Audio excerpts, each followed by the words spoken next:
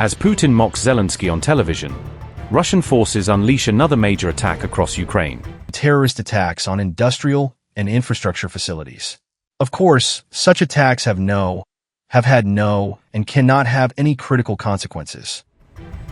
Russia hits Ukraine with a barrage of missiles and drones, including its hard-to-stop strike weapons.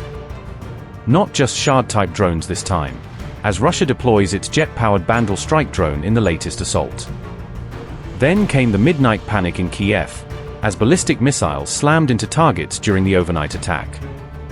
More than 50 casualties were reported across Ukraine in just 2 separate Russian attacks, adding to the mounting toll. In another escalation, a Russian fighter reportedly hunted down and shot down a Ukrainian MiG during an aerial clash. With another deadly winter approaching, is Russia tightening its grip as Ukraine faces another brutal phase of the war? Russia struck Ukraine's national police headquarters in Zhytomyr with S8000 Banderol drones on August 19, marking another major attack on a Ukrainian city. According to Ukrainian officials, the strike killed 2 police officers and injured at least 40 people, causing significant casualties in the attack. Details of Russia's latest strikes were reported by the Kyiv Independent on August 20, highlighting the scale of the overnight assault. The attack came just over a week after another Russian drone strike hit Zhytomyr on August 9, keeping the region under renewed pressure. Russia is increasingly turning to jet-powered weapons alongside Shard-type attack drones, adding faster and potentially harder-to-intercept threats to its arsenal. The S8000 Banderol can reportedly travel significantly faster than propeller-driven Shard drones, giving it a very different battlefield profile. That higher speed could leave Ukrainian air defenses with less time to detect, track and intercept the incoming threat before impact. Russia also launched 2 Iskander-M ballistic missiles along with 65 drones and other aerial targets during the overnight attack.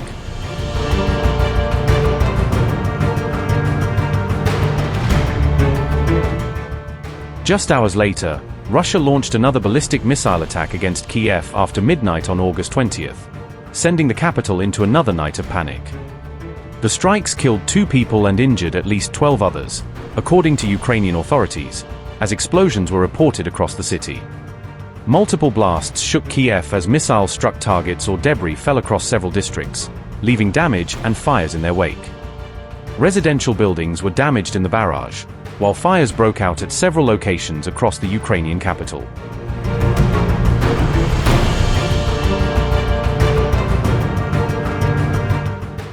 A children's hospital in Kyiv's Solomyansky district was also damaged during the missile barrage, adding to the impact on civilian infrastructure. Windows were blown out and cars caught fire on the hospital grounds, according to city officials, as the attack spread damage across the area.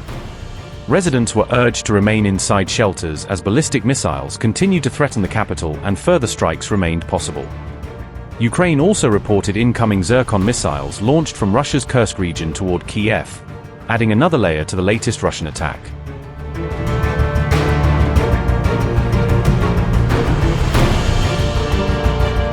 Economic dynamics overall remain modest but positive.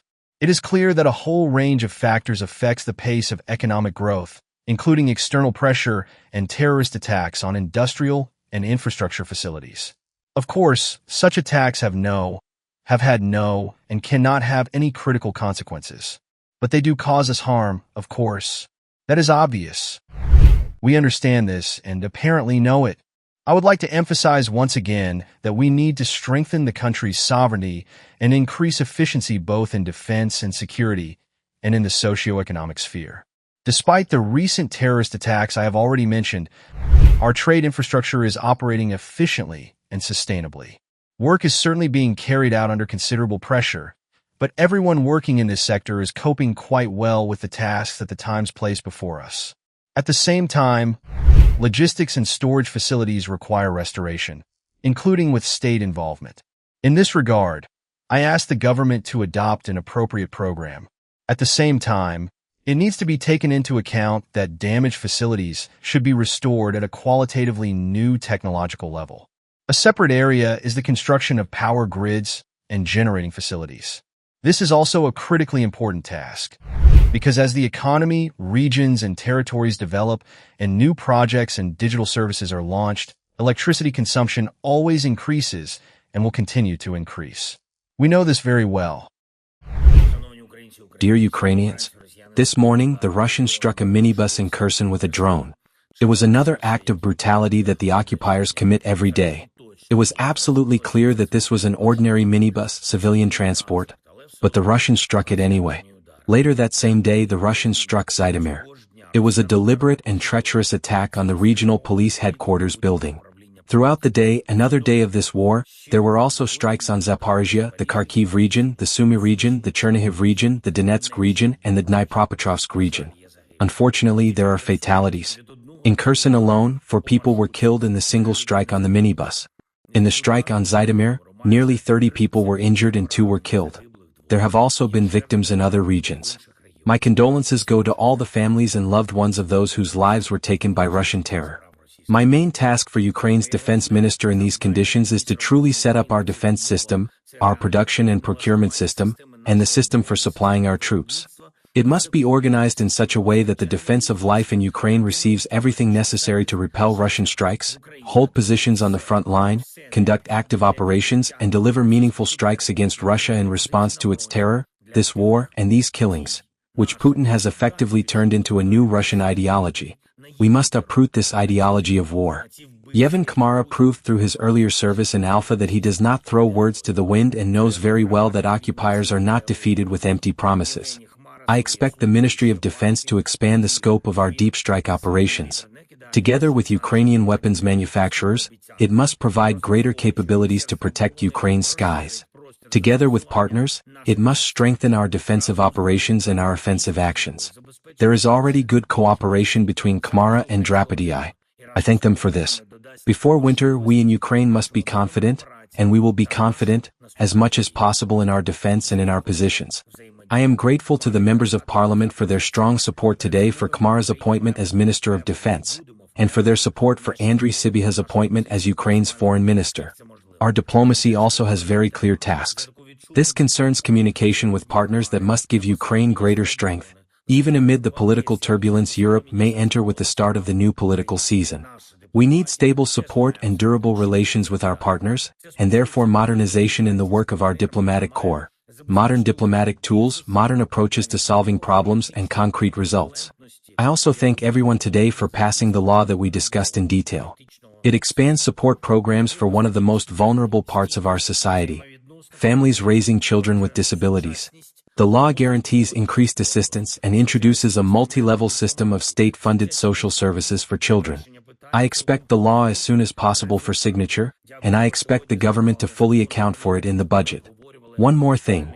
I signed a decree awarding the title of Hero of Ukraine to Junior Lieutenant Vladislav Polsky for his swift and brave reaction in a combat situation and for saving the lives of our soldiers. On August 15th, an unquestionably heroic act took place. Vladislav used a pickup truck to rescue 2 servicemen from an area under attack by Russian drones. Our soldiers had been carrying out a combat mission and were wounded. An evacuation had begun with the help of an unmanned ground vehicle. The Russians struck that vehicle. To avoid losing lives and wasting time, Vladislav decided to act. He drove in with a pickup truck and took the wounded men out. It is an outstanding story. Great courage. An example of a commander's action that deserves to be followed. We must take care of our people. Thank you, Vladislav. And today there was also a prisoner exchange. We returned another 103 people from Russian captivity, our soldiers. It is not easy, but we continue working to ensure that exchanges take place. We are preparing the next stage of exchanges. Thank you to all our warriors, to every man and woman defending Ukraine and defending our people.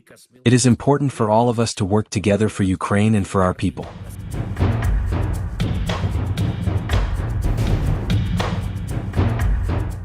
Russia's Su-35S reportedly shot down a Ukrainian MiG-29 over the Donetsk region, marking another dangerous clash in the skies.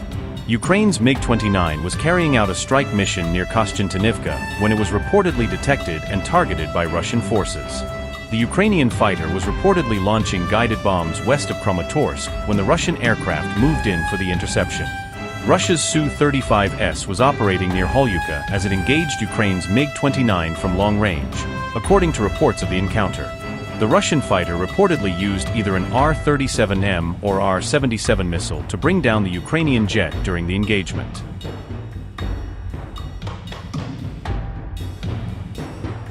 Russia's Su-35 combat power has reportedly grown with the integration of newer long-range air-to-air missiles, expanding its engagement options. The R-37M can reportedly strike targets at ranges approaching 200 kilometers, giving Russian fighters a significant standoff advantage. Russia also began integrating the newer R-77M into its fighter fleet from 2025, adding another long-range weapon to its arsenal. Russia's Su-35 gets a missile boost. R-77-1 offered limited long-range combat capability compared with newer air-to-air missile systems. The R-37M was added from 2022, giving the Su-35 a much greater long-range engagement capability. The R-77M began entering the Russian fighter fleet from 2025, further expanding its reach. Around 200 kilometers is the estimated maximum range, according to available reports. AESA radar homing helps the missile detect and track targets during long-range engagements.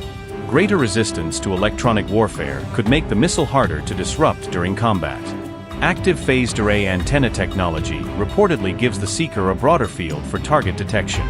A new dual-pulse rocket motor is designed to improve the missile's energy and maneuverability during engagement. The upgrades could improve Russia's ability to conduct both medium and long-range air-to-air engagements.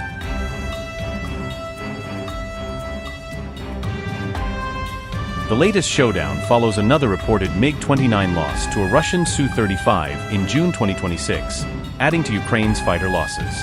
The Ukrainian fighter was reportedly destroyed by an R-37M at a range of around 190 kilometers, according to Russian claims. If confirmed, Russia's claimed kill would rank among the longest-range air-to-air engagements reported during the war. Upgrade your news experience with the all-new HT app. Download now.